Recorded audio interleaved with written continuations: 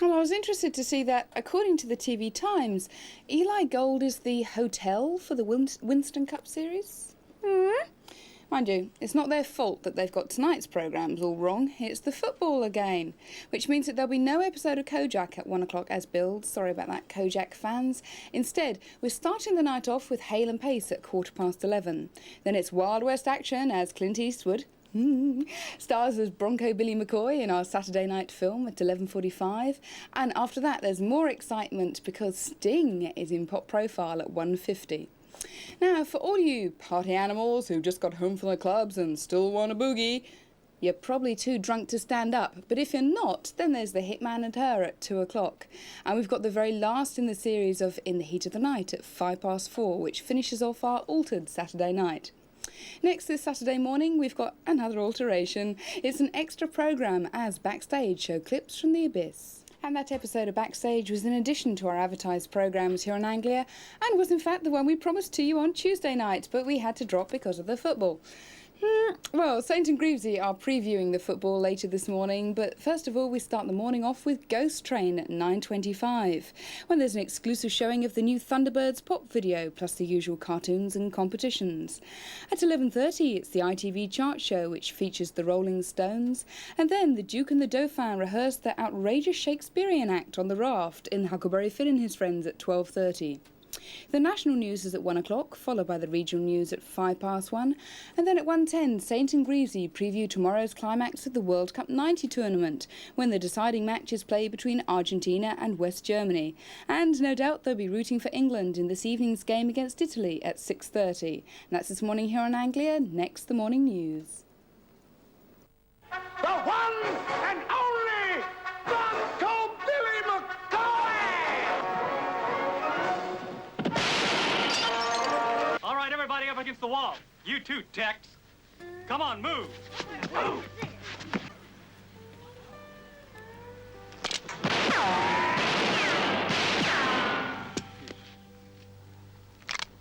And I want you to come out now and see Bronco Billy. Quickest draw, fastest shot, quickest hombre this side of the Pecos. Right out off I-80. Clint Eastwood is Bronco Billy, Saturday at 11:40 on Anglia. This is Anglia Television with the morning news from ITN.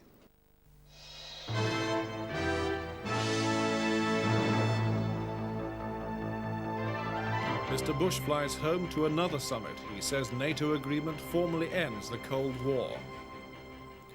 Good morning, it's 5 o'clock on Saturday, the 7th of July. This is the early morning news from ITN. The headlines. President Bush has flown home to Texas for a summit with the world's leading economic powers. After NATO's pronouncements, they'll discuss other relations with the Eastern Bloc. 10,000 people have demonstrated in the Albanian capital Tirana as the numbers seeking refugee status continue to rise. And the Chancellor, John Major, has warned that plans for a common European currency could divide the community. Later in the programme, 5 Polish government ministers sacked following a campaign by the Solidarity leader Lech Wałęsa, a report in our World News.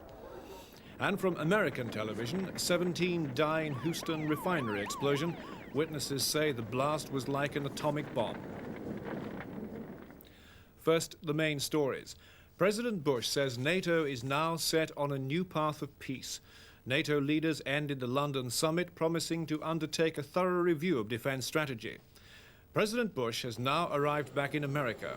He flew back to Houston, where he's preparing for the summit of leading economic powers. It's thought the group of 7 will discuss extending financial aid to President Gorbachev, matching the military concessions made by NATO. 4 decades of Cold War strategy unraveled, fear of the communist menace consigned to the past. George Bush can justly claim to be the architect of what's already being called the London Declaration. One of his objectives has been to send a message to his Soviet counterpart, to assist President Gorbachev with the pressure he's under from those who believe he's sold out to the West. Mrs. Thatcher, cautious as ever, wanted a change in George Bush's proposal for a promise to use nuclear weapons only as a last resort. And she got new words added to the final statement. Much of the credit must go to the foreign ministers who worked late into the night on the text of the joint statement. They worked so fast that one official described it as exhilarating. The Albanian leader Ramiz Alia has accused dissidents of being controlled by foreign enemies. 10,000 protesters have clashed with police in the capital Tirana. More than 2,000 Albanians are now believed to be sheltering in foreign embassies there. They want to leave the country.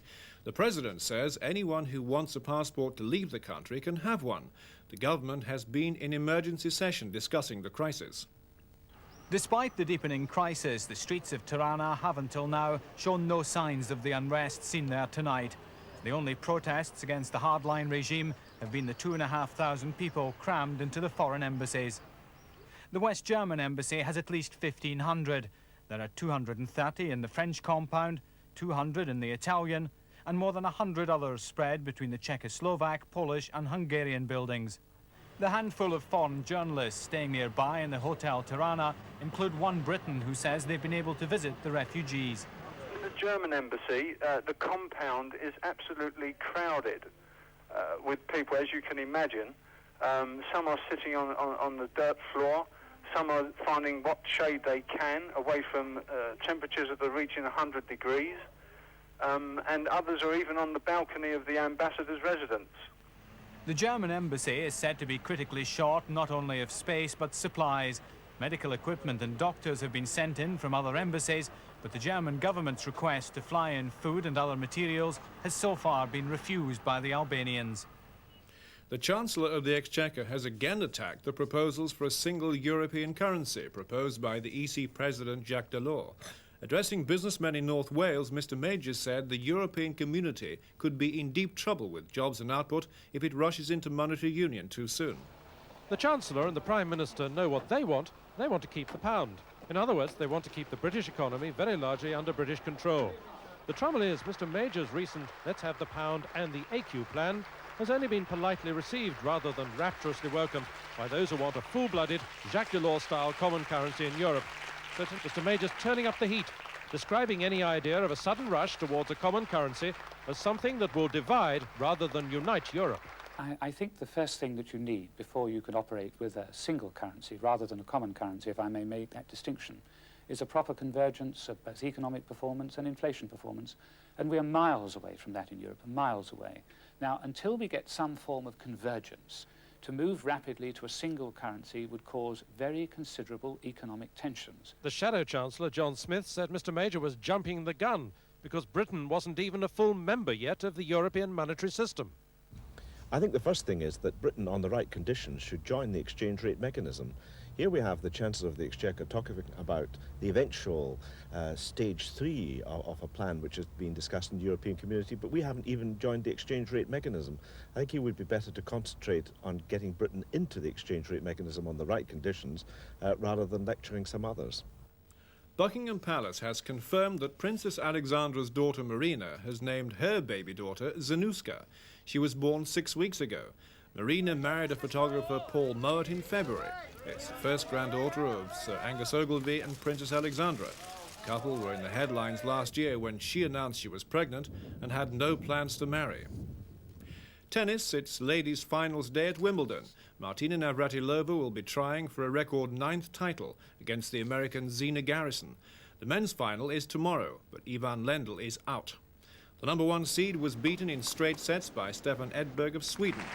Lendl was never in the match, and so for another year, the Wimbledon title eludes the world's number 1 player. Well, I knew that's always a possibility that I will take lots of time, prepare well, and may not win. And I was willing to take the chance, and I'm probably going to do it again. Edberg will meet Boris Becker in Sunday's final. Becker ran out winner in 4 sets in an exciting match against the young Yugoslav Goran Ivanisevic. In the 3rd Cornhill Test, New Zealand start the day 9 for no loss.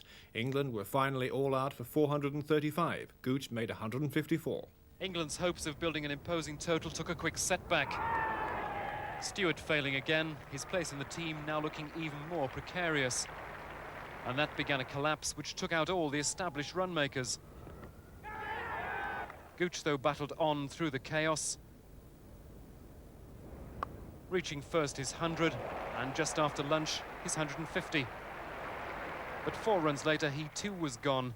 A rare mistake, and Hadley held on. New Zealand had dropped 2 earlier chances. Now England needed a rescue act. And once again, Russell provided it with 43.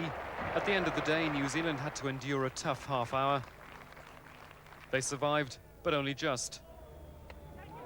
Franklin recovering to fight again. Peter Staunton, ITN Sport, Edgbaston. There we take a break. Next, the ITN World News, which looks at why top ministers have been sacked from the Solidarity-led government after months of campaigning by the union itself. Join us again.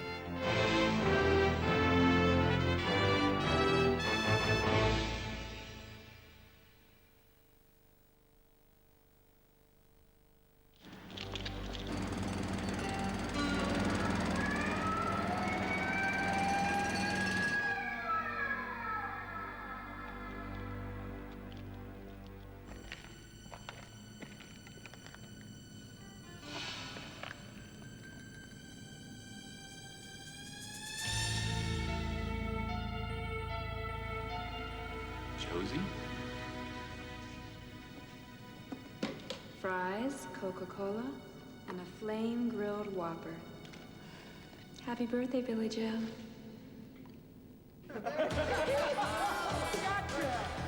Once you've tried the flame-grilled taste of Burger King, you'll never settle for less.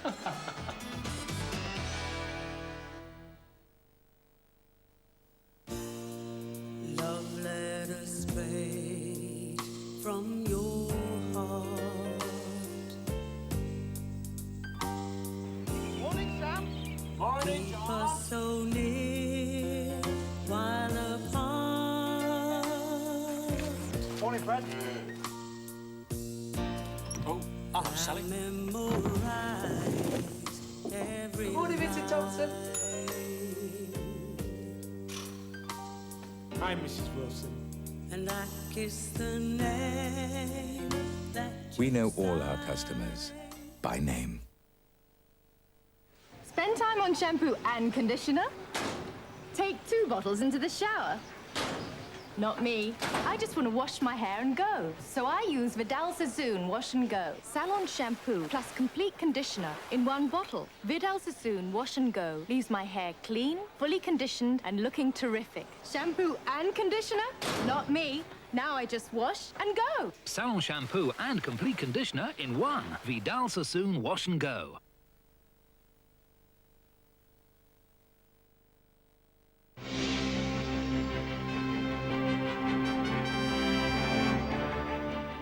Welcome back. It's 10 minutes past 5, and here's the latest edition of our World News. This was first seen last night by viewers overseas.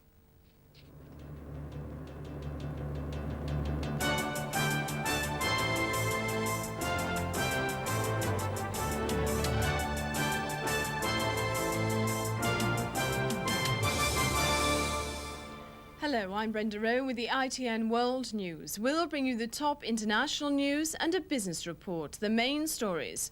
NATO leaders say their declaration is a turning point in history. And Gorbachev welcomes NATO's new strategy for Europe. But Gorbachev's reforms are blamed for Soviet crime wave. First, the American President George Bush has described the Western Alliance's new strategy for Europe as a turning point in history. Speaking after what's been called the most important NATO summit since the organization was formed, Mr. Bush said the Soviet Union should be satisfied that its security is no longer under threat. Western leaders made several key decisions at their meeting in London. To invite the Warsaw Pact to sign a joint peace declaration with NATO, committing both sides to non-aggression. Nuclear arms will now become weapons of last resort, a softening of NATO's flexible response policy. Soviet President Mikhail Gorbachev and other East European leaders have been invited to address NATO. The 16 leaders gathered at Lancaster House to swiftly set their seal on a resounding, unambiguous signal to President Gorbachev. NATO, they declared, is in transformation, as the communiqué put it, determined to overcome the legacy of decades of suspicion, to ensure an enduring peace in Europe, and to profoundly alter the way we think about defence. The NATO Secretary-General, Manfred Werner, will symbolically make the first ever visit to Moscow by a NATO Secretary-General to deliver in person to President Gorbachev the alliance's unequivocal message. At long last, we have the chance to make, for the first time in history, military aggression in Europe materially impossible and also politically meaningless. Well, let's scoot on over. Where is it we go? Thank you. With his draft proposal, President Bush had cut through the remaining cobwebs of NATO thinking. The 15 others were delighted to fall in behind. Now the American president's sights are firmly set on clearing the cobwebs and misconceptions in Soviet thinking, from President Gorbachev downwards. Here's an alliance that is purely, that you should view, Mr. Gorbachev, as defensive and not threatening. And please convince your military and others in the Soviet Union of this fact. You see, from my discussions with Mr. Gorbachev and others, I've had the feeling that they have viewed NATO is much more threatening to them than I've ever looked at, than the way in which I've looked at NATO. But now, as a result of the actions that we've taken here, I think it should be clear to the Soviet military, to Mr. Gorbachev, to his adversaries and to his friends inside the Soviet Union, that NATO is changing. The Soviet military must change their ideas, and so too must the West. Senior military figures were sent from here with the prospect of regular direct contacts with their Soviet counterparts, and with orders to draw up new strategies which rely on smaller, more mobile, more versatile multinational forces, whose training and exercises will be reduced. As expected, America will withdraw from Germany its 1,400 nuclear artillery shells, and more broadly, NATO will deploy the lowest number of nuclear weapons to secure the prevention of war, like the bombs carried on these tornadoes. As the NATO communique put it, nuclear forces will truly be the weapons of last resort. After the summit, ITN's Nick Gowing spoke to West German Chancellor Helmut Kohl. Herr Kohl said he did not think that the Soviets would accept the NATO communique as a formula for having a united Germany as part of the Western alliance. No, the problems which we have cannot be solved only on the basis of such a text, but the text is very helpful. And this opens up, after all, a new era. Our problem with the Soviet Union can be resumed in 3 points. First of all, the economic relationship. That's very important. It's probably a decisive one. Then, how long will the period of transition last for the Soviet forces still stationed in the German Democratic Republic for a few years to come? And here a compromise is possible, without question. Soviet President Mikhail Gorbachev welcomed the NATO communique, but said he wanted more time to consider it. He said he would accept the invitation to go to Brussels. The Foreign Minister, Edward Shevardnadze, said that the decisions taken at the summit paved the way to a safe future for Europe. For Mikhail Gorbachev, the timing of the NATO declaration could hardly have been better, helping to dampen criticism from hardline communists that he's given too much to the West. And he told ITN, "I think NATO has started to change its doctrine. This is a step, and a significant one, in the right direction." Military officers at the Communist Party Congress have attacked what they call hasty steps to withdraw from Eastern Europe, and Foreign Minister Edward Shevardnadze and his diplomats have been accused of seeing the world through rose-tinted glasses. So the news from London are good for our Congress, because some people, especially military people in the Congress, are criticizing our foreign policy and saying that, look, we are disarming, NATO is not. NATO is modernizing, and I think it's a good message for them to listen, because NATO is now reciprocating. In the Congress today, the radicals hit back after repeated hardline attacks. Boris Yeltsin warned that unless the party underwent rapid democratic change, it would face historic defeat. But the mood here remains strongly conservative. The biggest round of applause came for a delegate who demanded hardliners unite against the leadership. If the children are together, he said, they can beat their father. Tim Ewart, ITN, Moscow. The social consequences of reform in the Soviet Union are now being felt in rising crime levels. Economic changes have put more consumer goods on the shelves, mostly expensive electronic items from the West. That has brought out the burglars and is putting severe pressure on the police and prisons. This young man is the unacceptable face of perestroika. He's just one of a growing band of criminals who are emerging across the Soviet Union. Inmates at Kryukov prison are crowded 24 to a dormitory. They're all young, they're all first offenders, and they've all been tempted to crime since Mr. Gorbachev's reforms. They number more than 500 men. Before Perestroika, we'd never have been allowed to visit here, let alone know how many inmates this prison has or what they were convicted of. And some people are saying that that's leading to an exaggerated view of the increase in Soviet crime. But the men themselves suggest that's not the case. All this democratic change means young people think they can do what they want. If you earn 200 rubles a month and a pair of trousers costs 300, what can you do? If the route to a market economy is bringing greater temptation, it's also bringing a new breed of criminal. We're just beginning to get racketeers here. There are only a handful, but it's a new type of crime for us to deal with. For the Moscow police force, organized crime is now public enemy #1. Every emergency call could lead to another gang robbery. Burglaries become commonplace, the majority targeted at those with Western goods and carried out by disciplined groups. Specialist officers carefully gather fingerprints in an attempt to trap the ringleaders, but have so far met with little success. So for the first time in their lives in the Moscow suburbs, people are taking the law into their own hands. They're fitting heavy steel doors to their flats, and everybody is getting a dog, whatever its size, to protect his home. At Kryukov, the only possessions these men now have to protect are the few basic provisions they're allowed to buy every month. But their very presence is being used by some as evidence that perestroika can't work and that reform equals chaos. Caroline Kerr, ITN, Moscow. Albanian police have used riot sticks to break up a demonstration by an estimated 10,000 people demanding political reform. The protest occurred as hundreds more Albanians sought refuge in foreign embassies in the capital Tirana. The numbers seeking refuge has surged dramatically, and an estimated 2,000 people have taken sanctuary. Diplomats say people are still streaming into the embassies. At least 1,000 asylum seekers are in the West German embassy. Most of the others are in the French and Italian missions. In Poland, 5 ministers, including 3 former communists, have been sacked from the Solidarity-led government. Prime Minister Tadeusz Mazowiecki made the changes after months of criticism from the Solidarity leader Lech Wałęsa, and his speech is being seen as a victory for Mr. Wałęsa, who's been campaigning for the changes since May. Mr. Mazowiecki today got rid of most communists in his cabinet and said there'd be elections before next spring.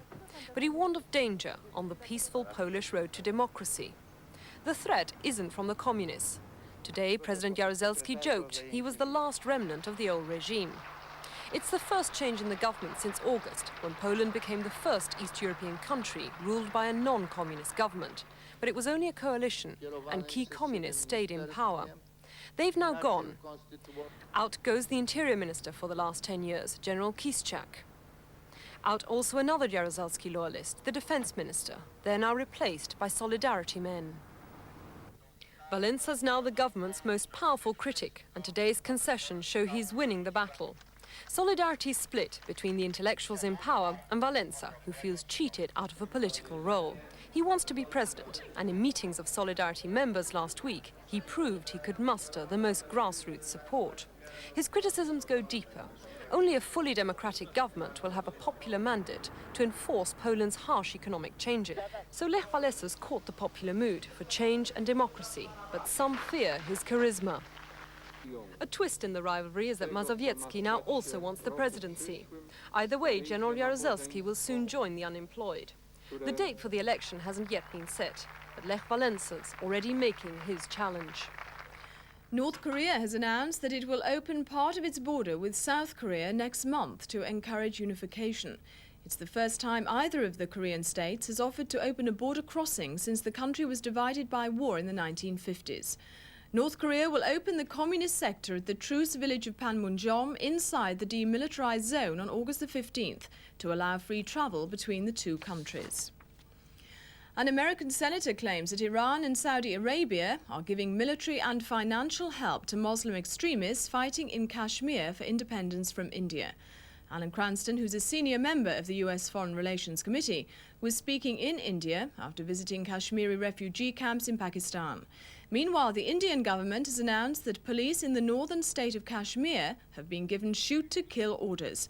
The sweeping new rules cover anyone the police suspect of causing street violence. 6 months ago, the revolt against Indian rule took to the streets. And since then, the Indian authorities have ruthlessly attempted to stem the increasingly vocal and sometimes violent demand for independence or secession to Pakistan. In clashes between security forces and demonstrators, hundreds have been killed, and Indian troops have been accused of excesses against unarmed civilians.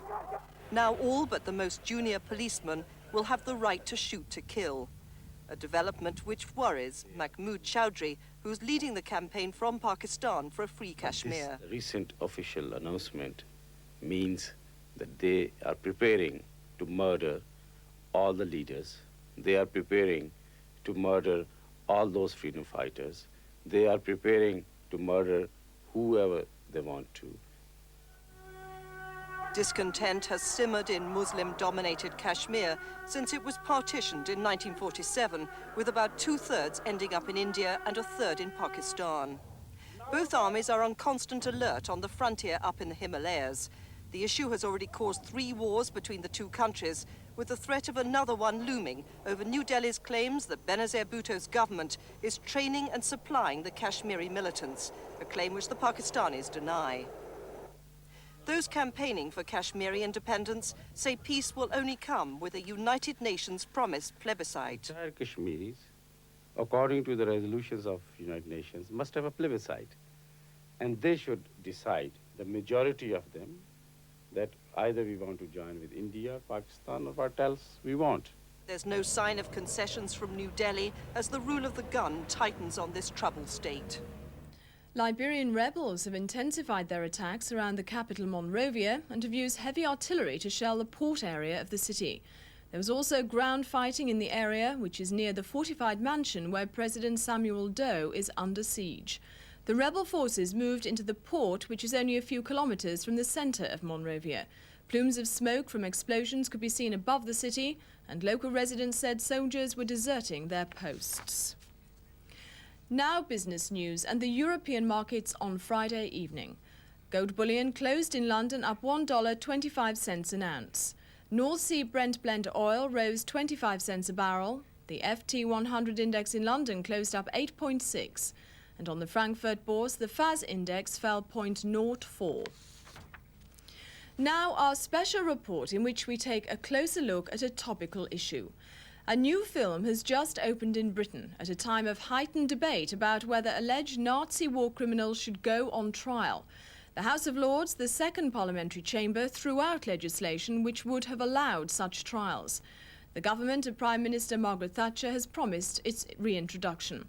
The film Music Box, directed by the controversial Greek movie maker Costa Gavras, questions the idea of trying suspected Nazi war criminals so long after the event. It's had a lukewarm reception in America but won a prize in Germany. ITN's arts correspondent Fiona Murch reports.